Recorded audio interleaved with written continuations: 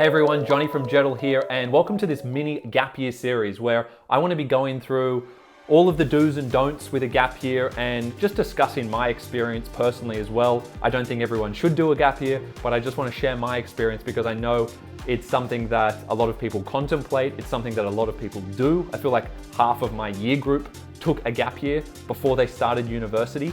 So it's a really important chapter of your life. It's an important thing that you could potentially be doing.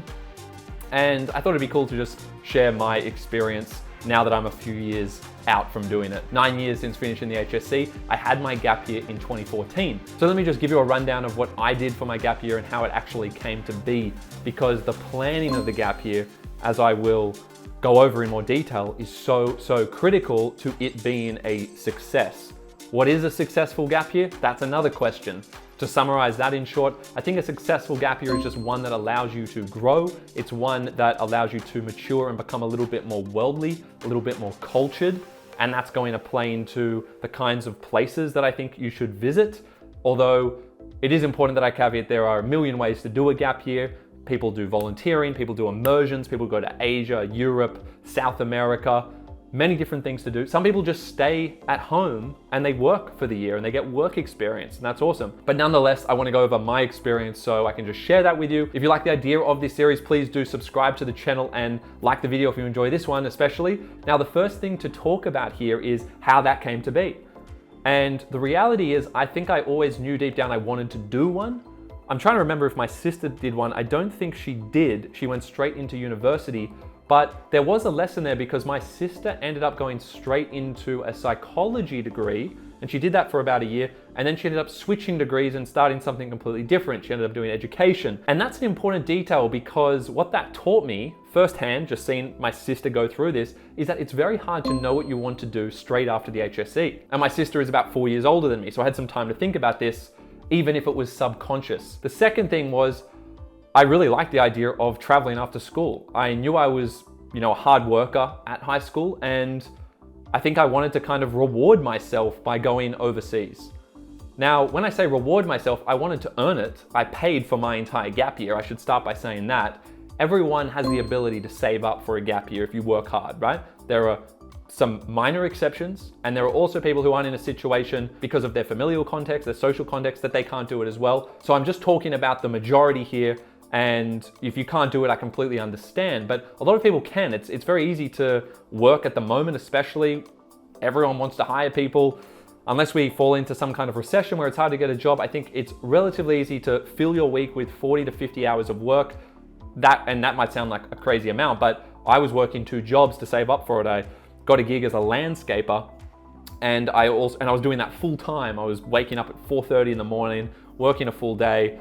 We started super early, we finished early. I'd finish at like 2:30 p.m. and then I'd go and tutor for 3 or 4 hours. So I was working like 50 to 60 hours a week for a few months before I actually went on my trip. But I'm jumping the gun here. I want to go back. I'd seen my sister go through the process of going straight into uni. I've heard of other people going straight into the uni, and I kept hearing this idea of people rushing in. They didn't know what they wanted to do. And also just hearing from other people who had finished uni and were now in their careers, including my parents and others, that you don't need to rush. Have a gap year, go and explore the world while you can, when you have no responsibilities, you don't have any kids, you're not married. You grow very, very fast after year 12. When you're 18 all the way through to about 25, it is exponential growth in terms of you as a person.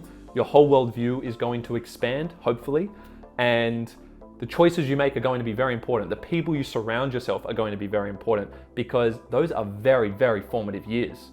Of course, all of your childhood years, your adolescent years are formative, but there's something about when you finish the HSC, you're out of the school system, you're on your own, so to speak. A lot of you will go to university and still have that structure, but it's a really unique time to grow and explore the world. And I think that's why a gap year is a great option. And that was on my mind as well. Okay, so there was that kind of exposure to hearing a lot about why I should do the gap year, but also I had friends who wanted to do it as well. And that's a critical piece. I can't imagine having done a gap year by myself. There will be some of you who would prefer to do it by yourself. Very independent. You kind of want to test yourself in that way, or that is your natural familiar domain, that is your preferred domain, and that's awesome. But if you go overseas by yourself and you do a gap year, meaning you work part of the year and you go overseas and you do that by yourself, it doesn't mean you do the year by yourself. You don't just like isolate like a hermit. What's the point of doing that? You're going out there to immerse yourself in these worlds and you need to meet people. But if you're someone who likes doing that independently, that's awesome. But it doesn't mean you should go overseas and just not talk to people and just reflect and be in your head the whole time. I don't think that's going to lend itself to an immense amount of growth either. Something that was very important to me was to go with friends, to do it with people. I am naturally quite extroverted. I like being in the company of others. And my general philosophy in life, especially now that I'm a bit older, is that life is just better when you share it with others. Just generally, any experience. You want to be able to look back at things and reminisce with people. If you just do everything by yourself, who are you enjoying those memories with? You're not some island on this world experiencing the world by yourself. You want to experience it with others. That's the whole point. We're all in this together. So when it comes to something like a gap year, an amazing, unique opportunity to go overseas right after you finish the HSC, right after you've exerted yourself to such an extreme degree, and you can just kind of reward yourself for that effort, or you can just explore the world and explore your curiosities. You want to share that with others, most likely. So for me, that was important, and I had a couple of my closest mates who also wanted to do it. And it was actually my friend Rob who came to me, I think it was around year 11, and he said, hey, my brother went to South America for his gap year, and his brother was a few years older. And this is the influence that all the siblings have, and parents as well. And a lot of people won't do gap years because their parents say, oh, no one in our family has done a gap year, you don't need to do a gap year. And that's why it's important to hear other perspectives, and that's what I'm here to provide. That is going to probably have an influence, but I would say try not to be completely influenced by what your parents say or your siblings say. Think about what you really want. And if you're not ready to go straight into university or straight into a career, which I don't think you should be or have to be or need to be at all because there's no rush, you're only 18 years old, I think you should consider the gap year. Anyway, my friend Rob comes to me, we're in year 11, we're 16, 17, and he says, hey, my brother actually went to South America, and we've been talking about this idea of the gap year because we're 1 year out and we need to start thinking about what we're doing after if we are doing the gap year. And he says he did a program. He did something called IVHQ, International Volunteers Headquarters. It was a program that set you up in these accommodation in places in South America. We ended up going to Cusco in Peru, and they provide you with some opportunities to volunteer, and they house you with other people who are also doing the same thing. And it's just a wonderful way to experience the world, to get out there while also having some guidance and some structure. And that is absolutely key. When you go over, you're so young, especially if you go to a place to South America or Asia, you ideally want to be doing it as part of an immersion or a program. You want to do it with an organization. You can't be expected to know how to guide yourself around the world when you're that young. You haven't experienced it in this way before. This is the first time that you're out of school and you are going into unfamiliar territory. The last thing I could think of doing would be to just go some random place, some foreign place with a very different culture like South America, and just plonk myself there and figure out where to go. I'd be so lost, I wouldn't even know where to start. Now you might say, oh, it's good to be lost, you'll build resilience. It's like, to an extent. There is a careful balance you have to reach between having a kind of macro structure, a layout, a plan that you can be guided by, but also being spontaneous and indeed facing the unfamiliar, unknown, new situations, new possibilities. But I think that spontaneity and those unfamiliar kind of experiences and environments that are going to build resilience have to be within this broader container that actually is structured. So we're hearing about this trip. Rob's brother only had amazing things to say about it. His parents were talking about it. I said, hey, I'd be interested in that. That sounds great. My other friend Will said the same. And suddenly we're talking about going to South America, going to Peru where his brother went, and doing this program. And that meant that we could do a couple of hours a day of volunteering, and we could also learn Spanish. They speak Spanish there. So we went to a non-English speaking country, which I think is actually really important. I don't think you have to do it that way, but I think it's going to enhance the immersion. A gap year is about immersion to a large extent, okay? So to immerse yourself in another culture, to really grow, to maximize that opportunity, I think going to a non-English speaking country is really important. So again, as I'm telling this story, I'm just trying to highlight things that were quite important for me and that made the experience so enjoyable and unique. So I got a lot out of the fact that we were going to a foreign place. It wasn't mainstream Europe. There's nothing wrong with going to Europe. I ended up going to Europe later. I'll come to that. But I'm hearing about this program. I'm thinking, okay, that's great. We can go for a few months there. And then we started to talk about the possibility of going to the World Cup, the Football World Cup in Rio, because Rio is in Brazil and that's not far from Peru. That's also in South America. So suddenly there's a possibility of going to the World Cup around June, July, and doing a few months before in this kind of more immersed environment, this volunteering environment. It wasn't overly demanding in terms of volunteering. 90 minutes to 2 hours a day, and we didn't even go every day. We didn't need to go every day. They didn't enforce it like that, but it at least provided us that accommodation that was shared with other people, like-minded, open, wanted to experience the world, wanted to have fun as well. And it gave us that kind of structure there, but it also wasn't overly restrictive. So we're like, look, we could do a few months there. We'll work a few months before this. So we'll go around March, mid-March, go for 3 months, then go to Brazil, go to Rio, park up there for 4 to 5 weeks and just stay in Rio for the whole World Cup. I mean, what an experience. If we can get tickets, and Rob's mom is so on the money with this stuff that she got us tickets. She went in one of those ballots where you can't get guaranteed tickets, but she applied to get us like 3 or 4 games, and we ended up getting them. So that was awesome. We saw like 1 game a week for a few of the weeks, and we're there for the final. So ask people who have done the gap year what they did is a big principle there. Ask people what they did. And if you're not already hearing about it, really put out those questions and seek that guidance and seek those insights. Find out what other people did for their gap year and try and think about whether that would suit you. What I was hearing from Rob and from his brother was resonating. I'm like, I would love to do that. Let's go over there. Let's learn Spanish. Let's immerse ourselves in that environment. Let's be with other people who are 18 to 30. Let's be with people high energy who are in a similar stage in life. And let's also incorporate a kind of service that's going to give us structure and is going to allow for a little bit of fulfillment as well. I'm not claiming to be a saint in what we did. I think it was also self-serving, but it was a win-win scenario. We got to go over, enjoy South America, especially Peru, and be in the company of other people, while also spending a couple of hours a day doing something for others. We would work at an after-school care and play with all the kids in the community, and we would help run some activities there, but just mainly playing sport, mainly playing soccer with the kids, just chilling with them and hanging out, and they were all super cute. So that was really fun, and that structure was really resonating. We go to the World Cup, we're all into sport. That was cool to have, and it's awesome to have some of these events spread throughout the gap year. That's a really important thing as well. Playing back into that macro structure idea. A gap year is going to be a lot better. I found it to be a lot better when I knew there were things coming in the future. Again, if you just plonk yourself in a country and go, okay, go, 3 to 6 months, I'm just here. It's like, that's probably too much flexibility and spontaneity, at least for me, to enjoy. I find that everyone says there needs to be some structure. Everyone's threshold though is different, and I appreciate that. Personally, I liked having quite a bit of structure around those core events, but we had tons of flexibility within it. We're going to Peru for 3 months. We can travel on weekends, we can take weeks off. We ended up going to the Amazon for 2 weeks as part of that kind of volunteering, and we did some work in the jungle, literally in the Amazon, in the Peruvian side. Did that for 2 weeks. We did other trips. We went to Bolivia. We went to other parts of Peru. We did really fun things. We went to these sand dunes and went on this kind of tour bus around with other people who were a similar age. And we were just having the time of our lives. Now, admittedly, something I'll flag now is that it's not all smooth sailing. You're only 18, you're going to make mistakes, okay? And I certainly made a few big mistakes.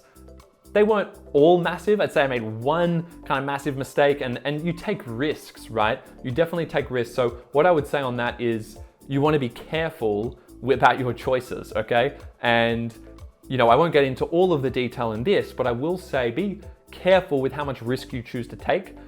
Even though you're enjoying yourself, you're in this new environment, especially if you're somewhere like Asia or South America, typically these countries are of a lower socioeconomic status, so there is slightly more crime, or at least it tends to be, and you can get yourself in some bad situations, but there are also other things that you need to be really careful about. People spiking drinks, drugs, all of that. You need to be very careful about it. You don't want to have some kind of irreversible harm caused to you, even if it's not death, right? Now, unfortunately, you always hear of that person on the gap year who doesn't come back, and I know that's a really grim thing to talk about, but that is a reality. Obviously, you don't want to be that person, and we don't want anyone to be that person. I mean, that's an absolute tragedy.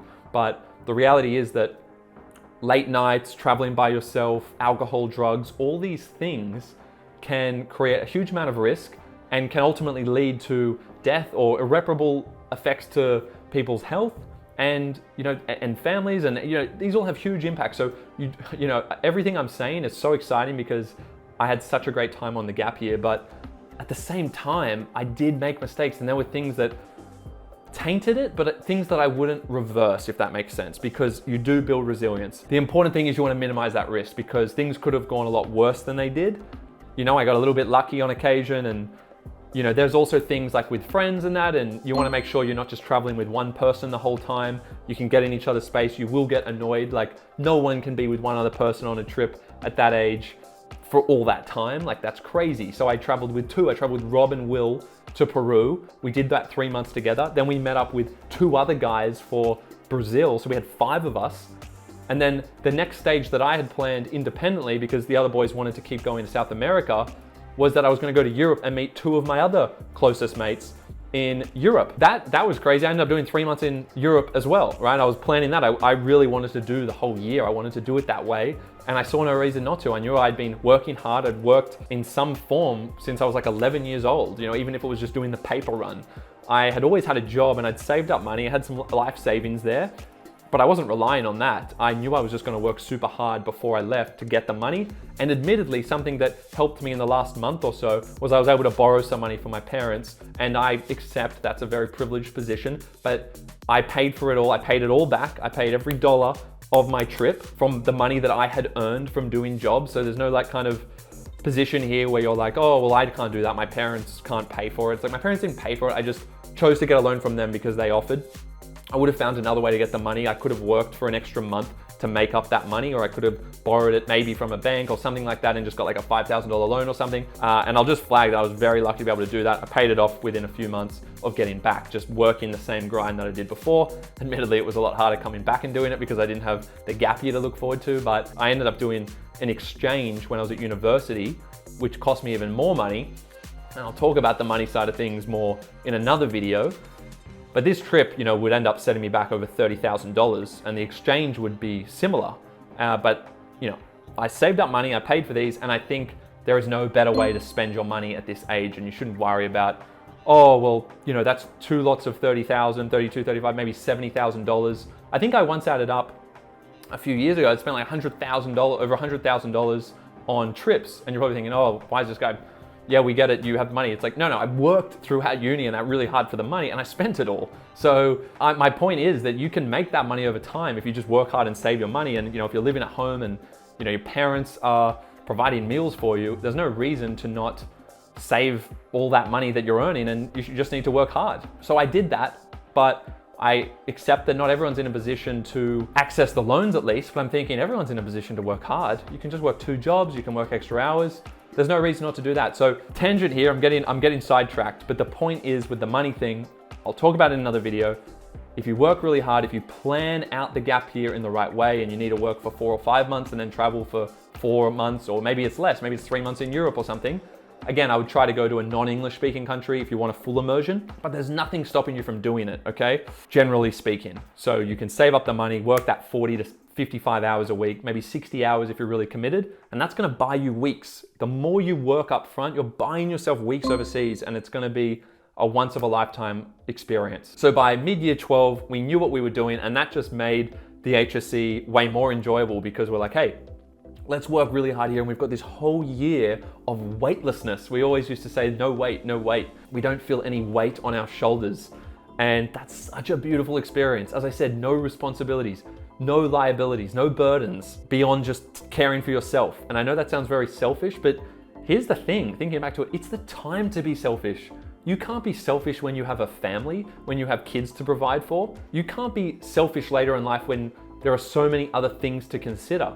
But you can be selfish, and I don't mean selfish in like an evil way, but it's just the reality. You are doing this all for yourself. And in fact, there's a good argument that being selfish in your early 20s and developing that sense of character, that resilience, is actually selfless in a way. It's gonna make you a much stronger person to face what's to come in life. And life's full of all kinds of ups and downs. I know that's a cliche thing, but so true. And I don't even know the half of it. I'm still young and I don't have my own family yet. But when you finish year 12, when you're out of high school, that is the time to be selfish. Go and experience the world. Go and expose yourself to all of these new cultures. because that is going to make you a more confident person. You're going to be more resilient, more agile, and you're going to have a heightened sense of self-awareness. You will make mistakes once again, but you will learn from those mistakes. Just make sure they're not fatal. Going back to the point I said earlier about, some people not coming back from their gap years. Again, I know that's morbid, but I know people firsthand who have gone over and they haven't come back the same in a negative way. I know most people who come back are way better for it.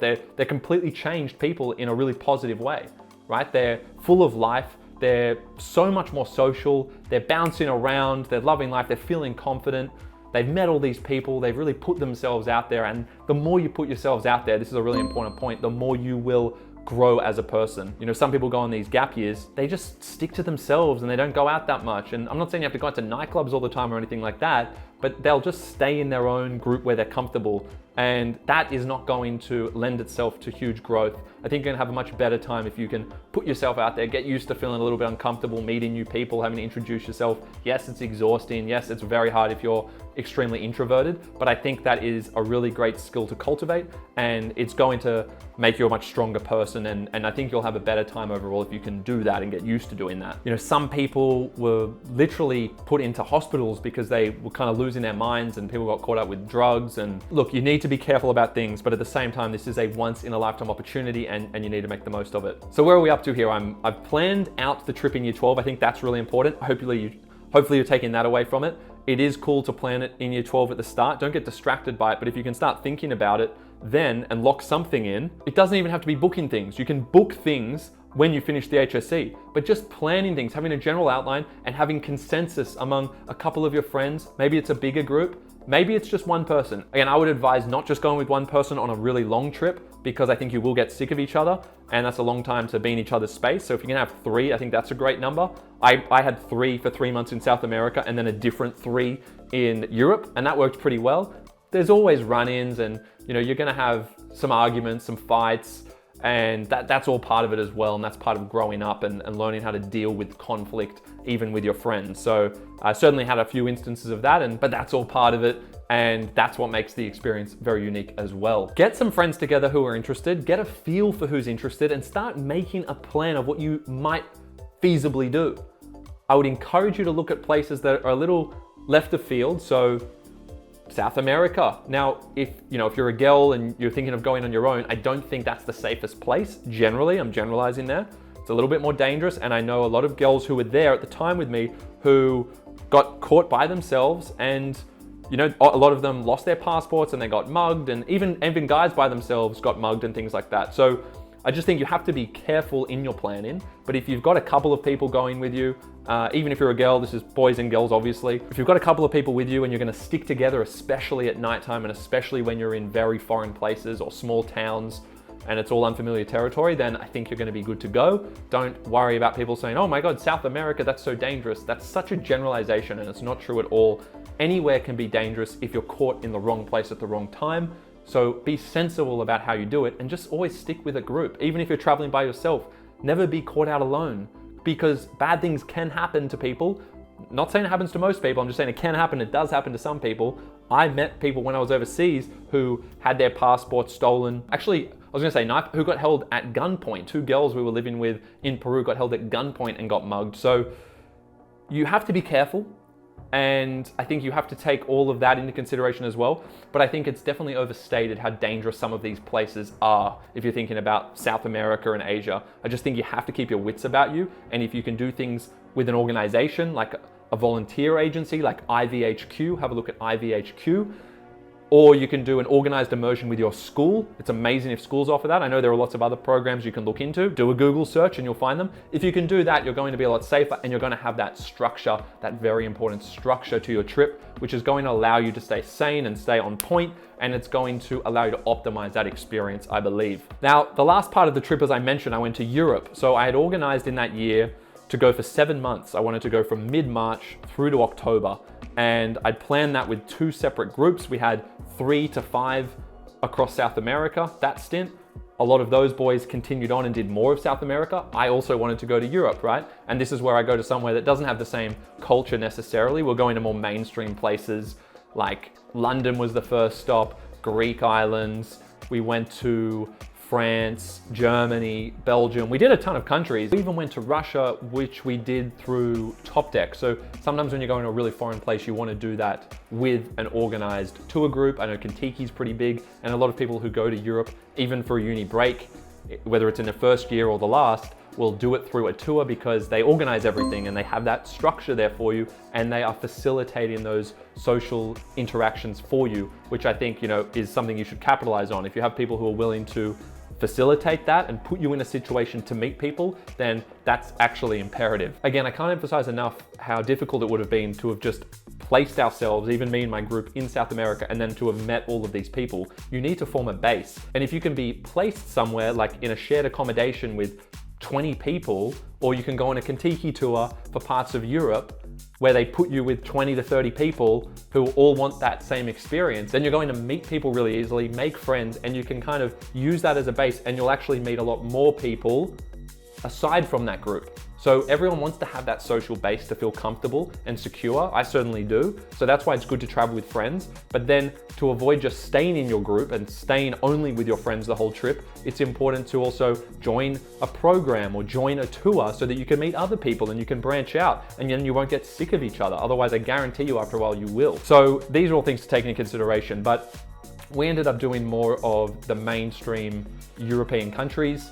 That was really fun. That was definitely more of your standard kind of Euro trip, but I have no regrets there. We had a lot of fun, and it was cool to see a lot of Europe, including places like Russia and Eastern Europe. I think Eastern Europe's a place that you should all visit because it has a slightly different culture to the West. If you go to those more westernized places like London, even Italy is a little bit westernized, but I know it has pockets with real culture. I didn't go to Italy on that trip, but places like Spain and Portugal, they're really fun. Lagos, Eos, there are some great party places, and I'll make a separate video on the best places that I went to in Europe, just the best places for culture, etc. I'll do all that separately, but the point is that throughout year 12, I coordinated this trip. I had to be proactive in it. I had to lock things in.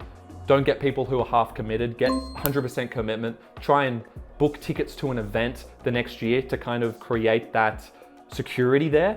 Because we had the World Cup tickets, we'd already transferred money in year 12. Whereas if someone's like, oh yeah, I'll do a Euro trip, they could just pull out and go, no, I'm gonna go to uni, my parents want me to go to uni. It's like, well, that's no good. You've kind of shaped your plans around their commitment. So to avoid that, try and organize a couple of events when you're in Europe, plan a tour and book it a year in advance when you're in year 12, book the Kentucky tour for some part of that trip, but you can still do other parts by yourself. We certainly did that. We kind of planned out our own trip. I remember I did a lot of planning for Europe to make sure we were kind of 3 to 4 nights in each city, move in between those cities, seeing different countries, but constantly on the move to keep things exciting. I think you don't really want to do big cities or even key cities for 1 to 2 nights. It's just not enough time, and you will get very tired of constantly moving and unpacking and packing and traveling. So minimize your transit days, but if you're doing a big Euro trip to explore 10 plus countries, try and find those key cities, do your research. But again, I'll make a video on all of the cities that I did, and then plan for at least 3 to 4 nights. Sometimes we did 5 nights. Eos, I think we did at the end of the trip, but we still did 4 nights. Lagos in Portugal, which is a really fun place, we did something like 5 nights. Barcelona, that was very fun at the time actually. Since going back, I'm not as big a fan, but that was good fun. And there were a ton of other places. London was like 4 nights. So we kept it to that range, and then we bought ourselves an Interrail pass. That's like a train pass that gets you between 10 countries. So that was really useful to just pay for that in advance. But that broader principle I'm talking about is get some kind of financial commitment up front so that you can lock in your group and you can have that certainty. Because again, the last thing you want is to have all this excitement for it and then to have people, oh, actually, now that it's time to pay for things, I'm out. Get them to pay for something up front. If they're not willing to, be like, look, I want to lock this in. I've got to pay for this. Are you in or are you out? You get that financial investment from them, even if they have to like get a loan from their parents or someone else, or eventually pay you back, with enough time in advance, then do that, because you need to create that accountability, and you obviously want to make sure there aren't any of those last minute changes that kind of throw off your plan. So there's another thing for your consideration. Now I'll do a more kind of summary, high-level view of this trip, but I just wanted to give you kind of my timeline and how that kind of came about. I'll talk more in depth about those experiences and what I liked about each stage, but there you go. It was a 2-continent trip, dual continent, which was really cool. 2 different groups, 7 people in total across all of those. So that I traveled with, 8 if I include myself. And yeah, it was just an amazing time. But I'll talk more about the specifics of the gap year in subsequent videos. Thank you so much for watching. If you enjoyed, like the video, make sure you subscribe to the channel, and I will see you guys in the next one.